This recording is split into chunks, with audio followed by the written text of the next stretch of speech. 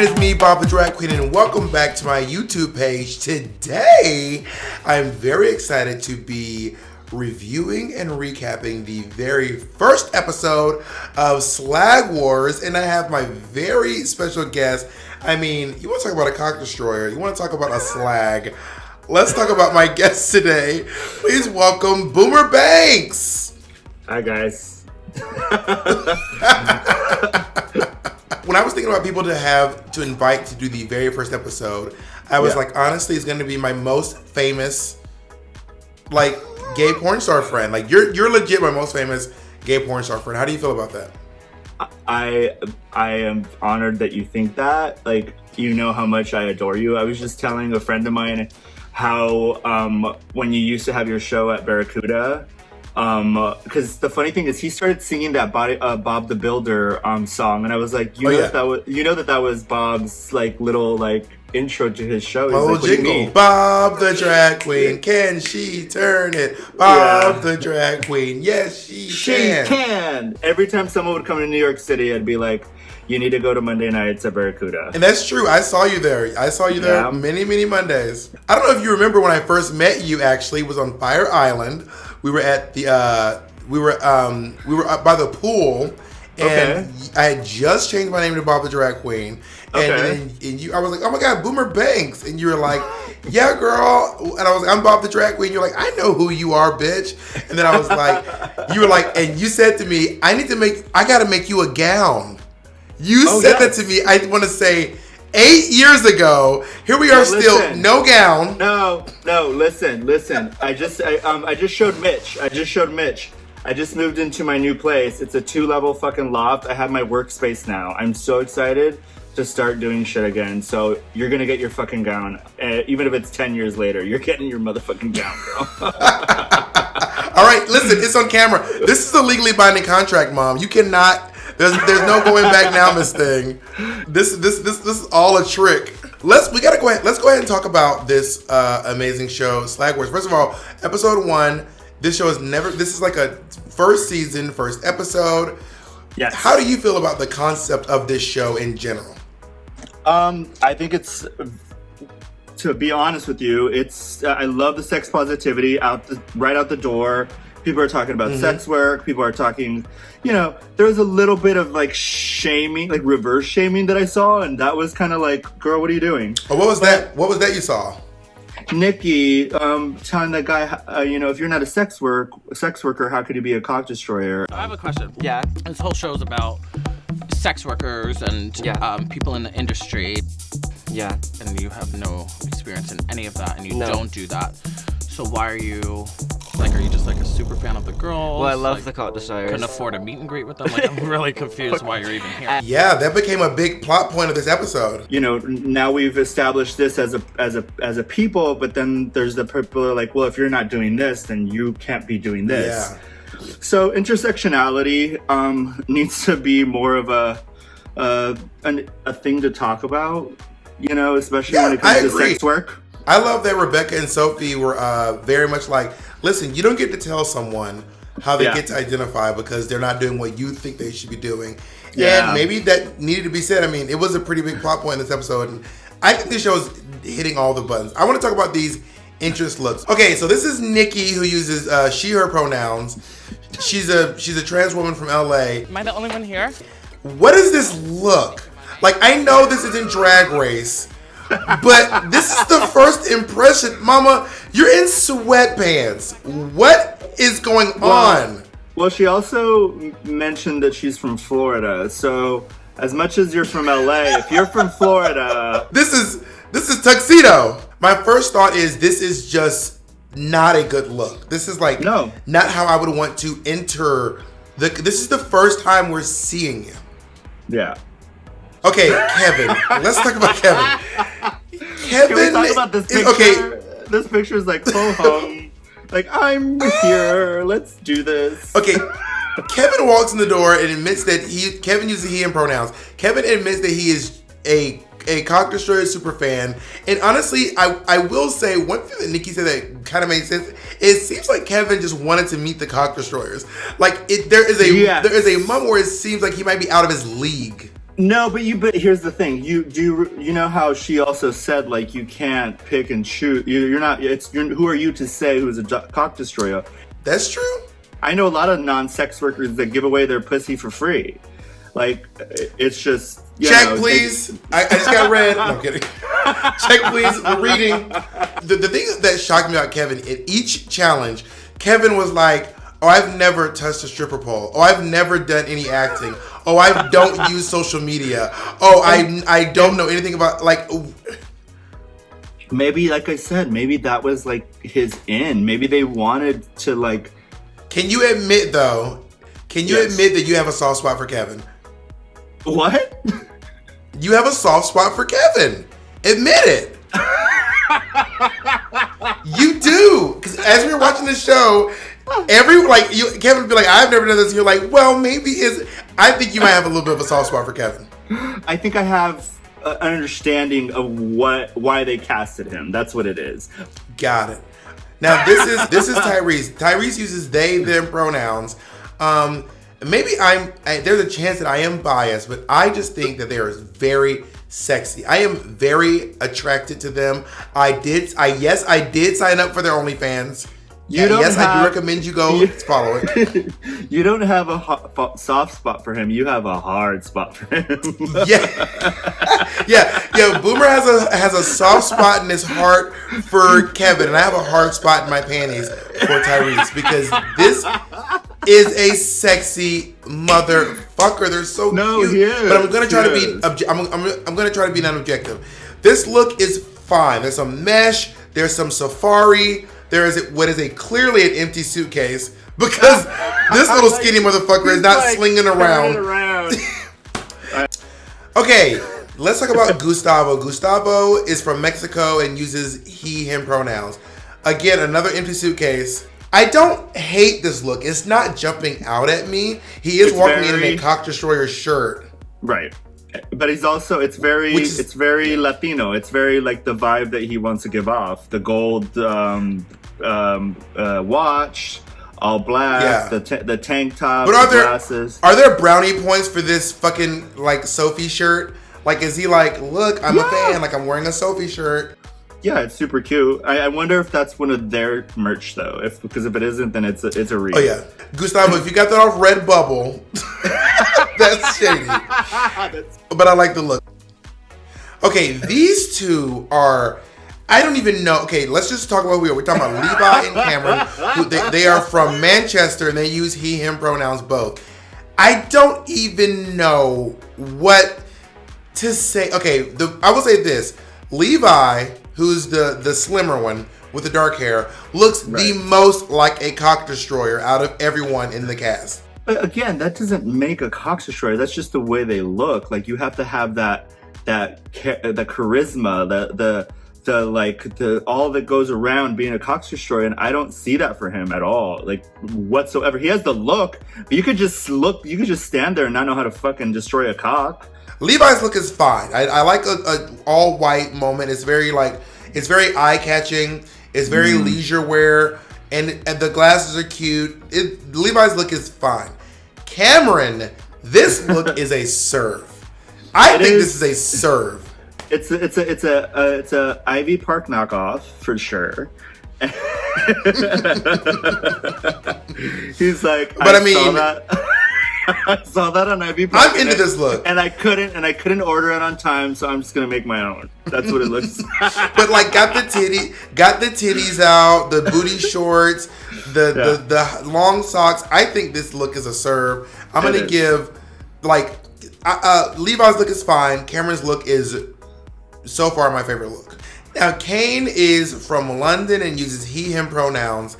And I actually know Kane because Kane, I think, works security at Heaven. Okay, the first word that comes. Do you remember? Did you ever play Street Fighter? Oh yeah, you talking about who was the character? The black fucking Cammy. Cammy, yeah, he looks like Cammy, right? I mean, okay, this look is a little bit plain, but I'm loving the all black vibes. It's like a plain outfit with a few really nice accessories. I love this hat. I love the safety pin through the hat. I love the belt. Like this, I do not get the empty suitcases. The empty suitcases are throwing me off. I don't get why. we know you're arriving. Maybe someone told them to. We know you're arriving.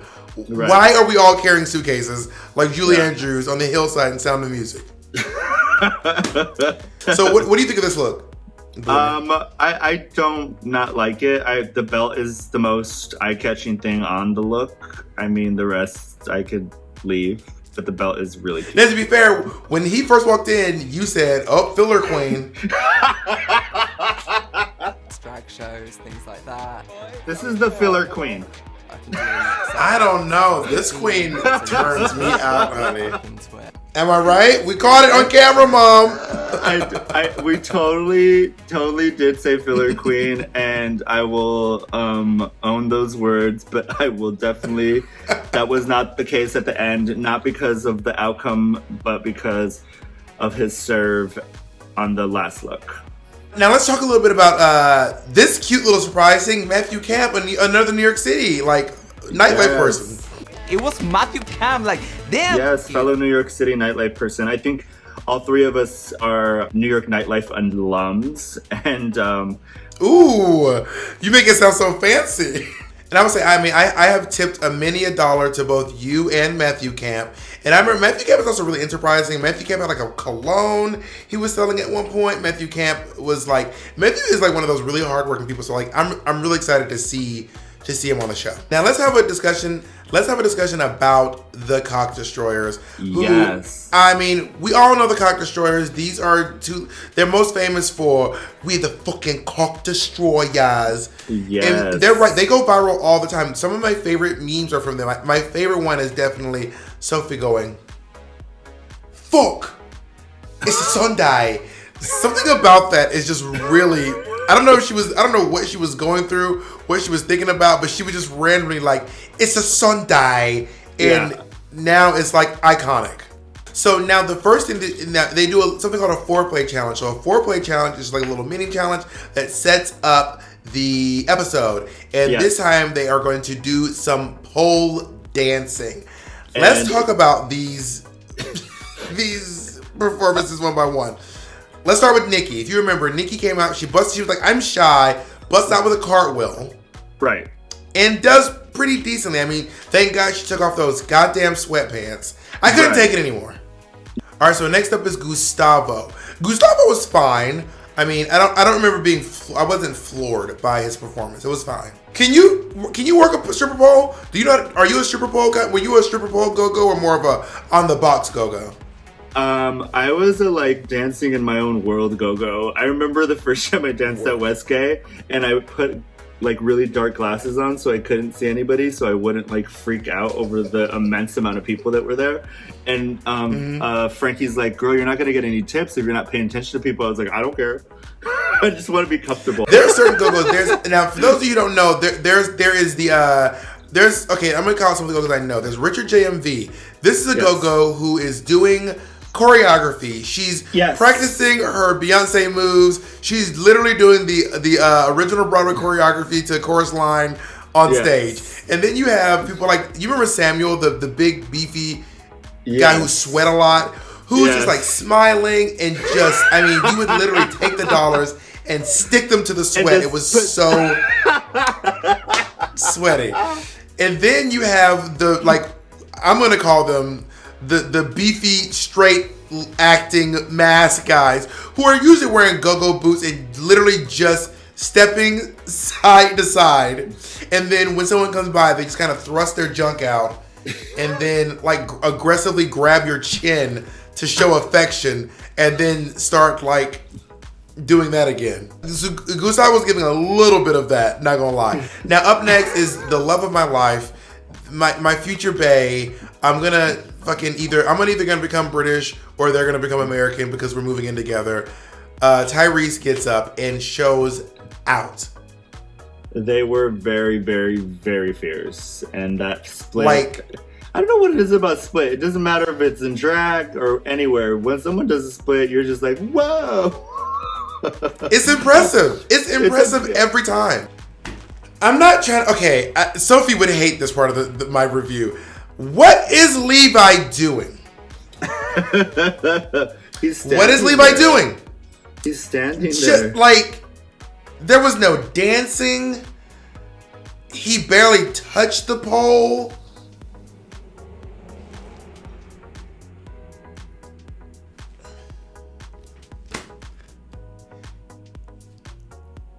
Now, at least, okay, now let's talk about Cameron. So Cameron gets up. Cameron maybe can't work the pole, but Cameron at least tries to do something funny, something clever, and just decides to go a little goofy, which honestly, I appreciate. If you can't do the pole, then you got to do something, you know? And last but not least, this is where I saw you get wide-eyed and change your opinion about Kane. Because Kane gets up. First of all, you can tell that Kane works at a drag bar because Kane immediately did a reveal. Does a reveal. Not just one. Like, two reveals. Kane showed y'all, if you thought I was a filler queen, look at me now. So it's all wrapped up, and then the winner of the competition is obviously Tyrese. They nailed it. It was the best. Baby, I see you, baby. I see you. Tyrese is like, get this big creepy ass drag queen the fuck away. So now they have something called Passion Projects. The Passion Project is the maxi challenge of the week. It's the big challenge of the week. They're split up into 3 groups. They have to create viral videos. One is called Lumberjack Off. One is called Hot Tub, Hotter Ass. And the other one is called Vampire Twinks 2, The Unholy Path to Hell. So because Tyrese won the mini challenge, they're the ones who are choosing which groups people are going to go into. Do you think that Tyrese was being a little like playing the game and splitting up the couple? I think more he was like, who's going to go well together? Maybe that was his strategy. Yeah. I don't think it was like, let's keep I would have, and you would have been like, let's keep the couple apart because they might be working together to try to get to the end. So I want to talk about the group. So first is Lumberjack Off. So this is Nikki, Cameron, and Tyrese. Nikki has literally from walking in the door and she screams. She shows she's loud, she's aggressive, and she came here to be seen. And in this scene, she did exactly that. Yes. She was seen. The other two faded a little bit behind her. And to be quite frank, Tyrese faded all the way into the background. Like, bitch, you're shrubbery. So let's talk about group 2. This is garbage. Okay, group 2 is Levi and Kevin. Let's talk.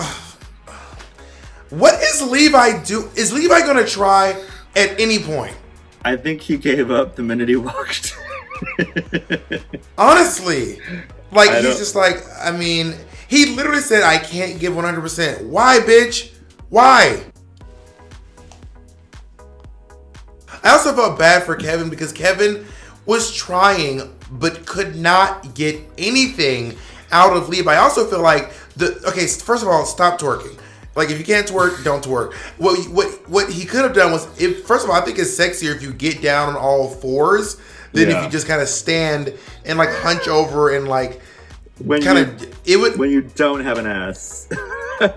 Yeah, I mean, getting on all fours would have been hotter, but what do I know? Yeah. Let's talk about the last group. Kane and Gustavo are doing Vampire Twink 2, The Unholy Path to Hell. And this is, first of all, when they're talking and Kane just shows up in that pink bow garter outfit, I'm like, he came to play. Kane's not fucking with you hoes. Kane is not fucking with you hoes. Gustavo and Kane are doing some pretty funny stuff. I'm enjoying it. I think this is clearly the winning team. It was a mix of like what they wanted, but like comedy sound bites, and I don't think it was even intentional. I think that Gustavo's language barrier kind of made it more charming. Well, also, are we going to discuss the fact that Gustavo is eating nonstop? Is this one of those like muscle people who eats every like 30 minutes thing? Is this? I gotta have my protein. I gotta eat my grilled chicken breasts and drink my protein syrup. Like, I honestly think Chris Crocker is a legit queer internet icon. He is. That is like not even a discussion. He is definitely a queer like he's the first queer viral person that I could think of. I can't not think of anyone who is better to judge what it means to go viral than Chris Crocker. Right. I mean, if I say leave Britney alone in 2020, people still know what I'm talking about. So now in the middle of the judging, Sophie starts talking about how she does not want to eliminate anyone. I'm just going to say up front, I don't like this. I am not... Okay, listen. I think it's a storyline, and it's being done really horribly. I don't see. That's where we disagree. I don't think so. I'm very invested in it. Even if it is acting, I think that Sophie is so charming. I appreciate her. I would rather you build drama around saying we're not going to eliminate anyone than someone just go, and we're not eliminating anyone.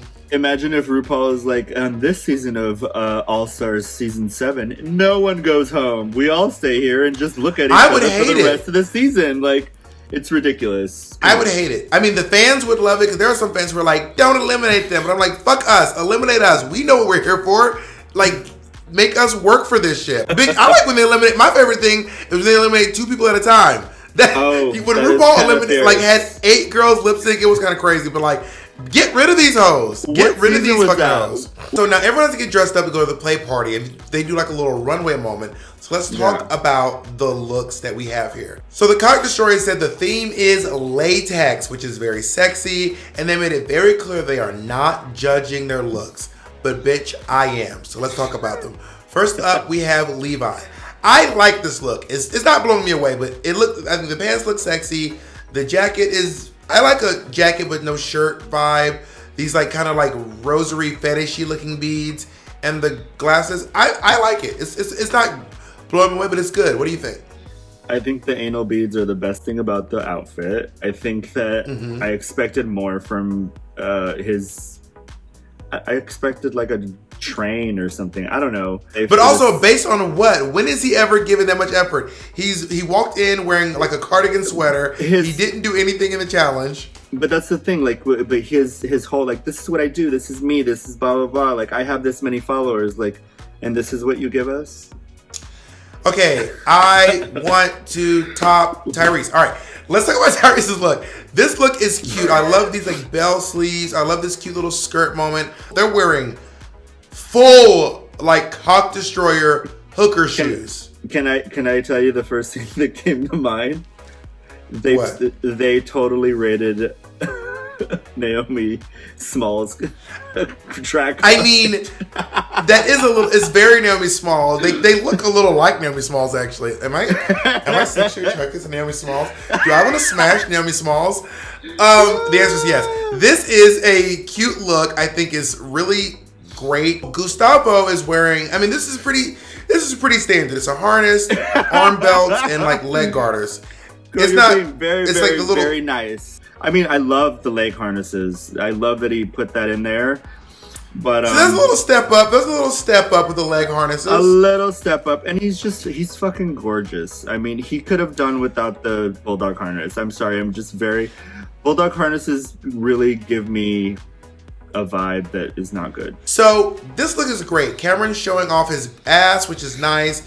The gloves are fierce. I'm not insane about this leotard. This like mesh, like flower print or lace. It's lace. Yeah, lace.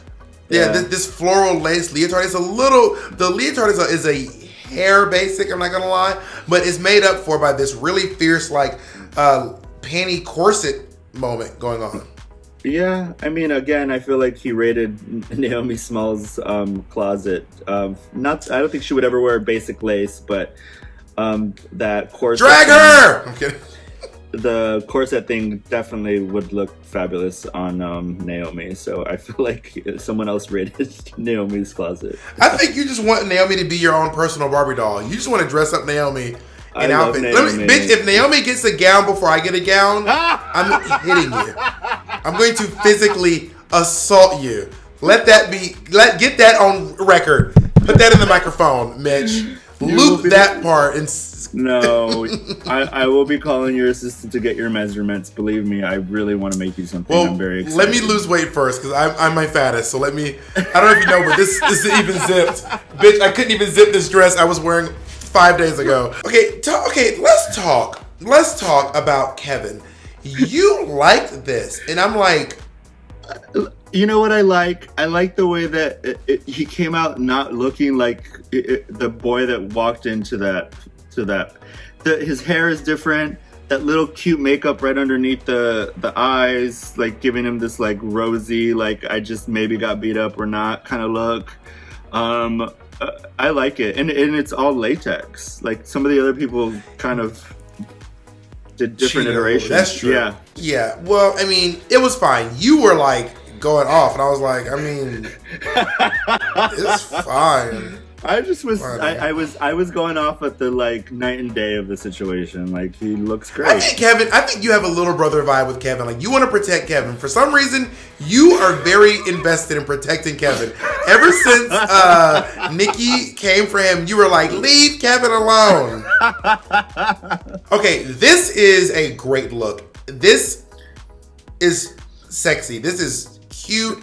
The colors. Nikki is wearing a like a cocktail dress, and it's like yellow with like a black stripe down the side. It's giving you bumblebee vibes. Spaghetti straps. She looks great. I have 0 notes. She looks absolutely amazing. I love the shoes. I love the hair. And then she does a reveal. Now my only note, and I mean I can have 2 notes. Now I'd rather have 2 notes. Note 1, I wish that the colors matched together. Yeah, like I wish that underneath she was wearing a yellow panty with yellow pasties or yellow panty with black pasties. Right. So now you kind of like ketchup and mustard. But besides that, I love that there's a reveal, and and the last thing is I wish she had an earring on. Okay, now Kane is not playing games with you hoes. Bitch, he made me eat my words. This is sexy. This is slick. And she's oiled up for the gods everywhere. She's like, I'm just gonna put oil on my face too. I'm just gonna look like I just like came out of like a fucking lube bottle. It's right. She's dripping in sex. Like it's beautiful. And the little emotional bang. I'm here for the emotional bang. Yeah, I love the little bang sticking out. I love that part. Kane's progression throughout this episode has been brilliant. Giving you just a little in the beginning, like with the entrance, with like the belt and the safety pin, and then giving you reveals, and then giving you comedy, giving you costumes, giving you sex. Even the notion of like not everyone knows, but you got to get a little lubed up to put on latex. Yeah, but like continuing the lube all over your body, this motherfucker is killing it. We need to have a discussion about Rebecca and Sophie, who are dressed as Batman villains. We have Poison Ivy and we have Harley Quinn. Yes. Rebecca's pussy is about to fall out of this garment. I mean, if she wasn't wearing tights, it would definitely be eating up that garment. I don't think she is wearing tights. I think that is bare leg, and we are one sneeze away from seeing pussy. So what happens is now they have a golden lip ceremony. They're passing out these nice, big, beautiful, gold, pouty, puffy lips. And if you get one, you get to stay. I personally want to see people go home. We got a little to be continued. I have a feeling they're not going to eliminate people, but that being said, I still very much enjoy the show. Yeah, I had a lot of fun watching it. I do wish that maybe in the future they'll get a bigger cast. Yeah. They'll have a bigger budget and they'll have a bigger cast and they'll start eliminating people. Yeah. But that being said, I mean, it's not like I'm going to stop watching because they're not sending bitches home. What would be your entrance look? Like, what would you wear if you were going in? I would wear Banks. By me. I would wear all my clothes. Okay. a little plug. Okay, here's my question to you. Well, actually, which one of your banks? We'll put it on the screen. Which one would you wear? You name it and we'll put it on the screen. It would be my boyfriend bomber. I think even Naomi has the first iteration of my bomber jacket, and I went further and I cropped it a little bit. Freeze the show. Say Naomi's name one more fucking time. Naomi's not hosting this show. Bob the Drag Queen's hosting this show. Say Naomi's name one more fucking time. You want to go be on her fucking YouTube page? Jesus Christ. Oh my God. Where do we get these guests? Girl, she literally bought one of my designs a long time ago, so that was all I was saying. Anyways, what's up? Now, this week's winners are Kane and Gustavo, and yes. I think they deserve it. Do you? Yes, I do. Like I said, they were very. The comedy was there unintentionally, but it was kind of like they were like, "Oh, we're funny," and it kind of went with it, which was cool. And